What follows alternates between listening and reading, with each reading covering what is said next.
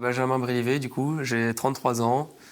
Je vis sur les herbiers, forcément. Maintenant, ça fait 14 ans, du coup, je suis au club des herbiers. Et c'est un réel plaisir pour moi de jouer pour ce club. Sachant que j'en ai pas connu beaucoup. J'ai connu Quimper avant et les herbiers. Donc, pour l'instant, j'ai fait que 2 clubs dans ma carrière. Donc, je pense que c'est même assez extraordinaire.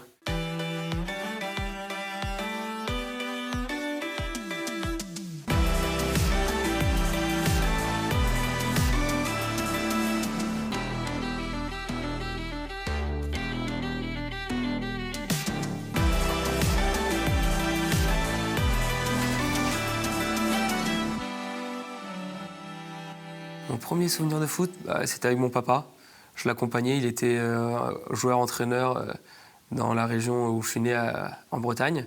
Et du coup, je l'accompagnais à tous les matchs le dimanche matin et le dimanche après-midi. Je passais mes dimanches au foot, quoi, comme tout petit garçon qui rêve de faire du foot. Et voilà, on vivait foot, on mangeait foot. J'ai commencé même le foot à 4 ans, mais dès mes 1 an, j'avais déjà un ballon.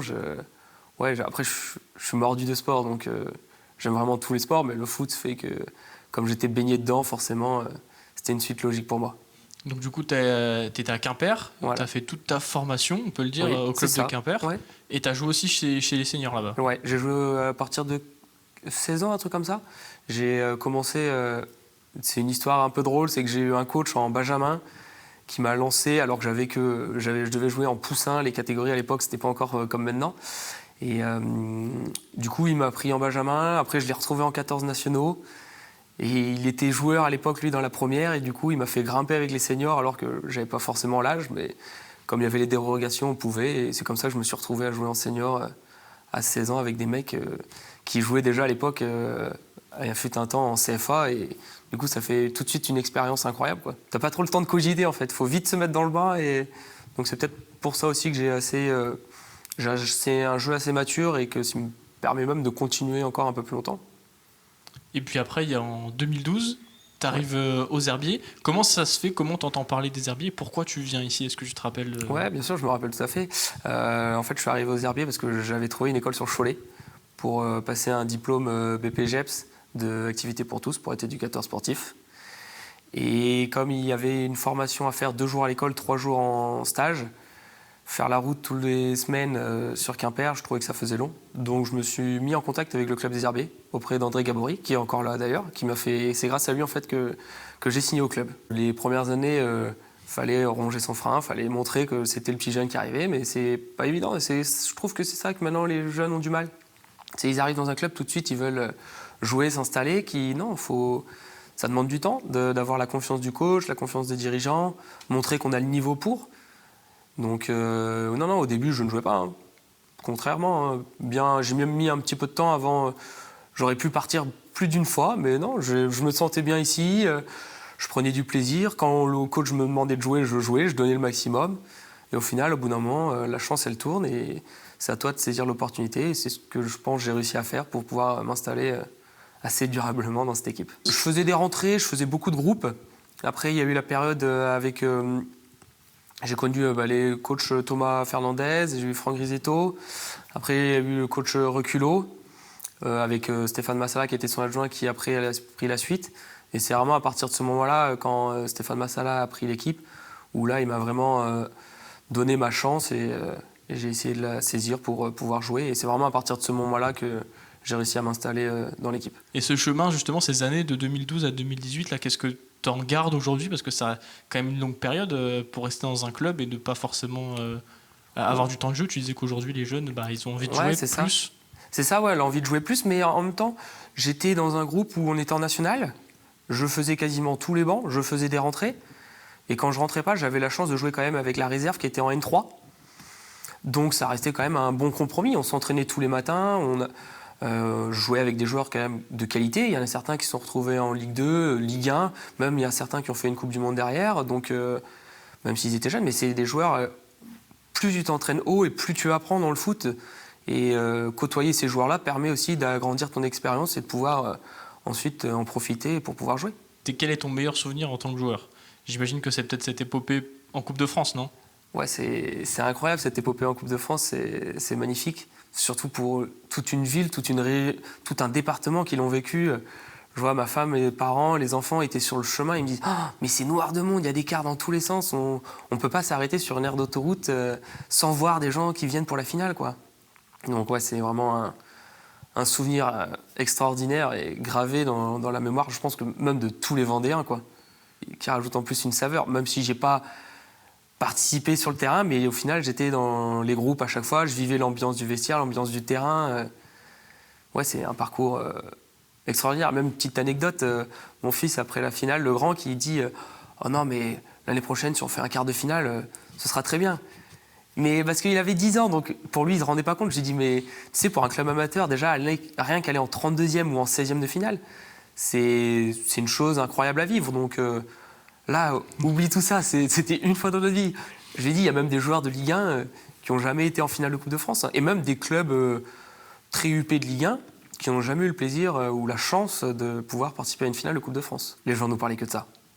Les gens nous parlaient que de ça. Tout tournait autour de la finale, de ce qui allait se passer, les pâtisseries, les boulangeries, toutes les boutiques étaient aux couleurs des herbiers.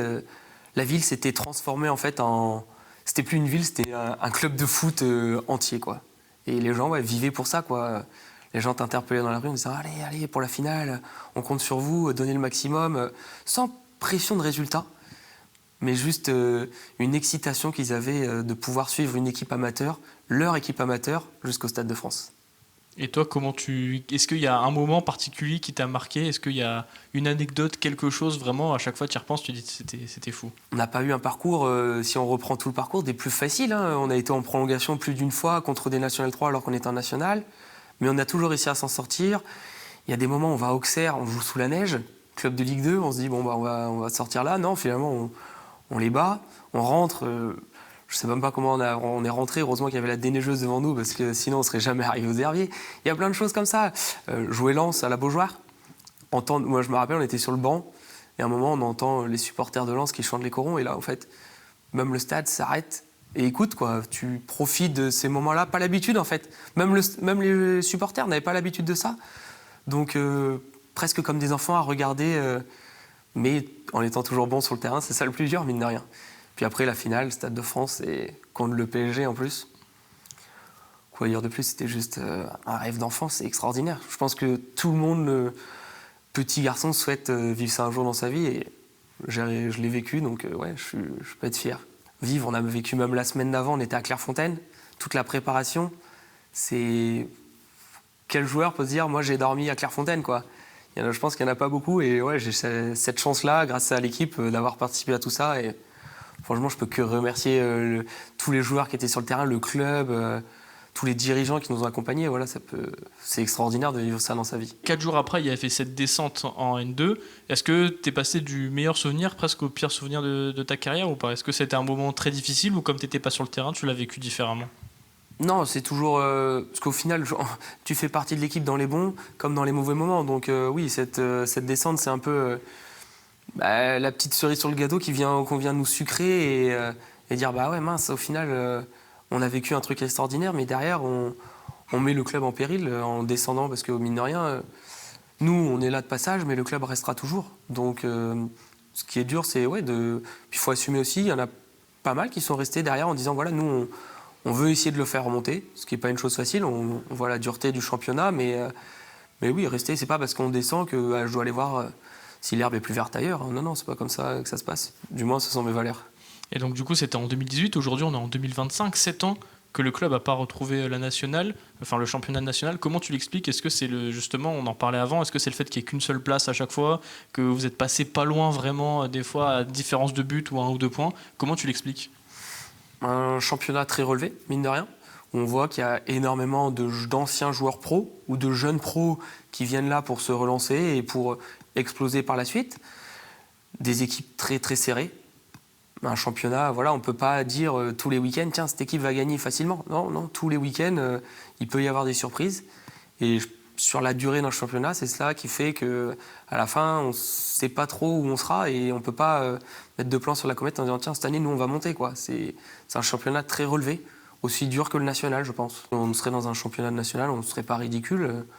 Puis après, voilà, les valeurs font que on a envie d'y retourner, même si c'est dur, il faut se battre tous les ans pour essayer d'y retourner. Il faut réussir à être dans les 5-6 derniers matchs dans le peloton devant là, qui va se battre pour la montée et espérer avoir de bons résultats à ce moment-là.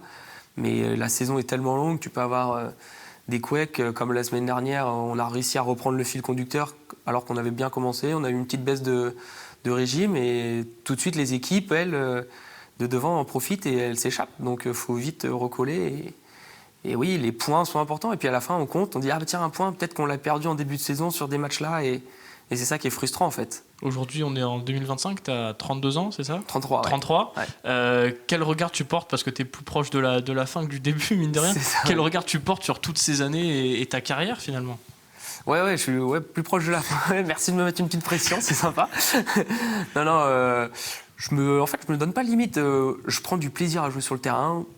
Je touche du bois ou de la peau de singe, comme on dit. Je suis rarement blessé. Et j'essaye de faire attention à mon corps. C'est quand même mon outil de travail en tout cas. Donc plus j'en prendrai soin, plus je pourrai jouer longtemps.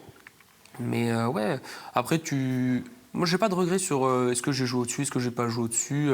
Non, j'ai fait la carrière pour l'instant que je devais faire. Je prends du plaisir tout le temps et c'est le principal. Et les jeunes, s'ils écoutent, c'est ça. Prenez du plaisir sur le terrain, amusez-vous et après vous verrez ce qui se passe. Est-ce que justement, à un moment, tu as eu l'opportunité de jouer un petit peu plus haut ou tu as eu un petit regret, quelque chose ou pas ? De changer de club ou pas du tout ? Non, aucun regret. Aucun regret. J'ai eu des contacts. Mes enfants m'ont toujours dit mais pourquoi on n'est jamais parti ? Pour partir, pour faire quoi ? Pour jouer, pour partir au-dessus. Des fois, on peut partir au-dessus pour ne pas jouer. Rester. Alors, moi, personnellement, je suis resté aussi. C'était un confort de famille. Mais ma femme est d'ici, les enfants sont à l'école, donc voilà. Mais ça n'empêche que si j'étais pas bon, le club aurait pu aussi très bien me faire comprendre que voilà, il voulait plus de moi. Donc c'est aussi ça qu'il faut montrer tout le temps, une remise en question et dire oui, moi je veux rester, mais il faut que je vous prouve que je peux rester et que vous avez besoin de moi. Tant que je serai performant, que le club aura contrat sur moi et que mon corps suivra, je peux pas dire tiens il me reste 1 an, il me reste 2 ans. Non, je veux jouer, prendre du plaisir.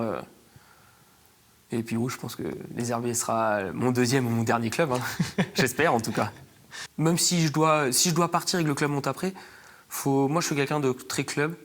Et tant que le club réussit et tant que le club vit bien, moi ça m'ira. Si le club doit monter parce que je dois partir, j'ai envie de dire tant mieux pour le club.